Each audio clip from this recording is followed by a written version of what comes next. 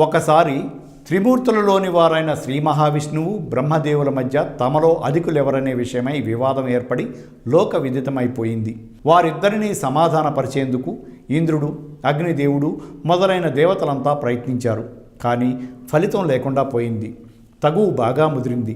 అప్పుడు మహేశ్వరుడు జ్వాలారూపంలో ప్రత్యక్షమై తన ఆద్యంతాలు ఎవరు ముందు కనుగొంటారో వారే గొప్పవారుగా నిర్ణయించబడతారని సందేశమిస్తాడు. ఈశ్వరుని ఆది అంతం తెలుసుకునేందుకు హంసవాహనంపై బ్రహ్మదేవుడు ఊర్ధ్వముఖంగా వరాహ రూపంలో విష్ణుమూర్తి పాతాళం వైపు పయనిస్తారు.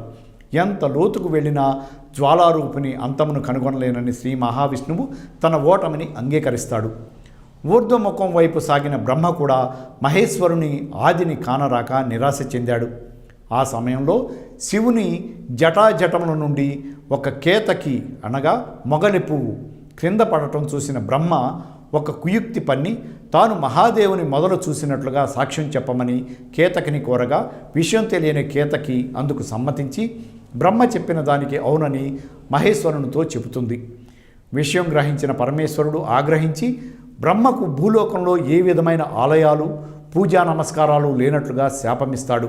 అలాగే తన పూజలలో మొగలి పువ్వుకు స్థానం ఉండదని, మొగలి పూజకు అనర్హమని శపించాడు. అప్పుడు బ్రహ్మ భూలోకంలో ఉత్తర కోసమంగైలో వెలిసిన మంగళనాథేశ్వరుని కోవెలలో ఈశ్వరుని బ్రహ్మ మొగలి పూలతో భక్తితో ఆరాధించి తన తప్పును క్షమించమని ప్రాధేయపడతాడు. కరుణామయుడైన శంకరుడు బ్రహ్మను కరుణించి ఒక్క పుష్కరిలో మాత్రమే ఆలయం ఉండేలా అనుగ్రహిస్తాడు. అలాగే మొగలికి కూడా ఒక్క ఉత్తర కోసమంగైలోని తన ఆలయంలో మాత్రమే పూజకు అర్హతను ఇచ్చి అనుగ్రహించాడు పరమేశ్వరుడు.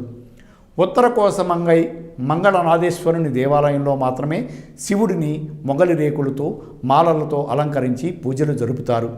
Thanks for watching eagle media works.